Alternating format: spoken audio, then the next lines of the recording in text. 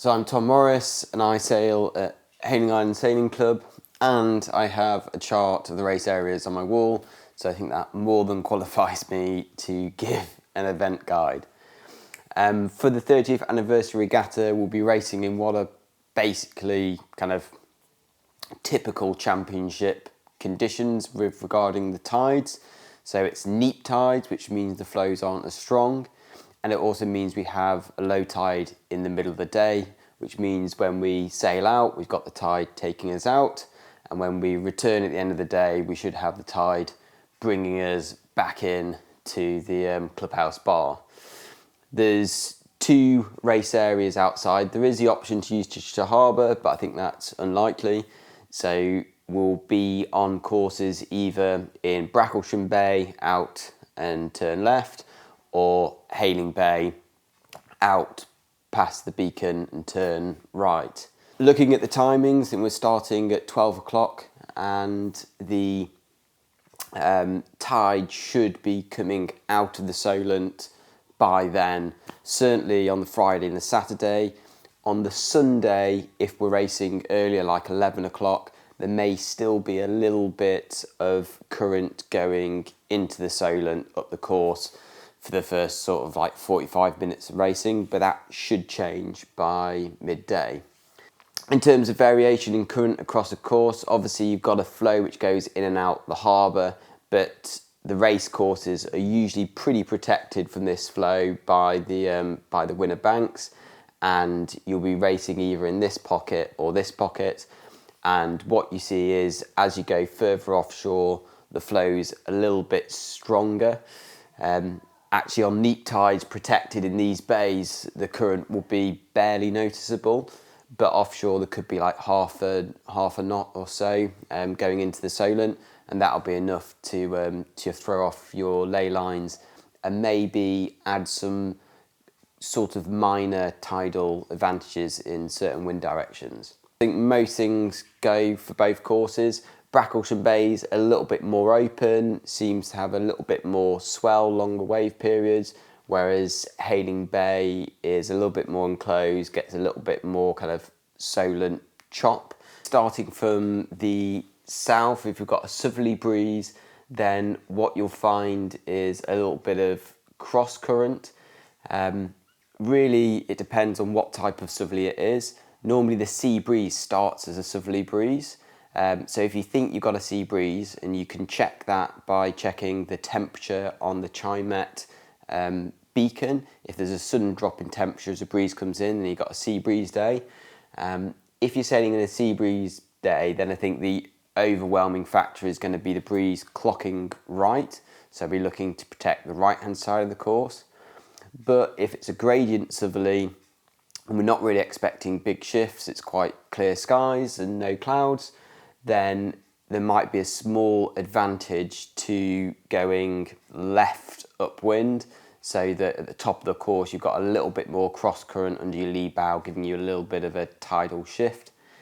This will be pretty subtle, and there is a danger that if you go hard left looking for this little left shift, you'll end up over the ley line, and the tide will be taking you further over the ley line, port ley line, so reaching in, so beware of that. Okay, clocking right, southwesterly.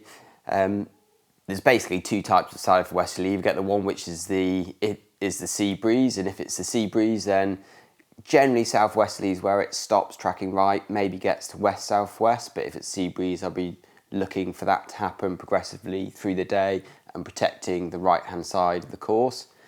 If it's a southwesterly, which is a gradient breeze, then it's normally kind of some wet, cloudy weather as well.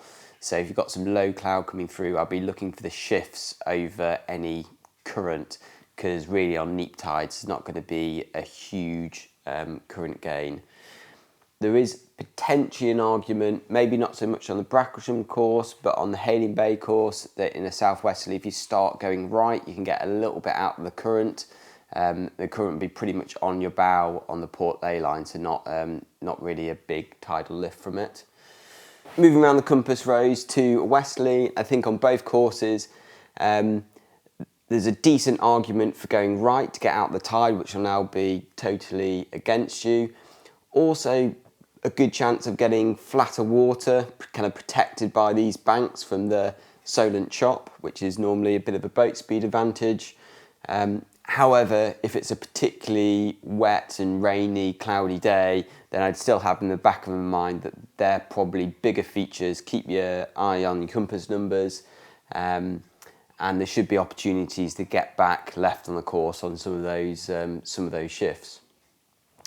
Now, as soon as we get into any of the northerly directions, you're really impacted by turbulent breeze coming off the land, and really it's just all on shifts.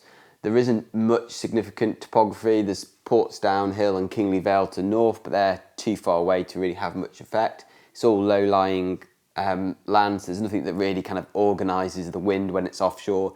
It's just kind of shifty. It's not too bad because it's low-lying, but it is just shifty. So all eyes on the compass. The only kind of bit of a gain is if it's dead northerly and your start areas are likely to be further offshore and quite a lot of cross current taking the fleet towards the committee boat.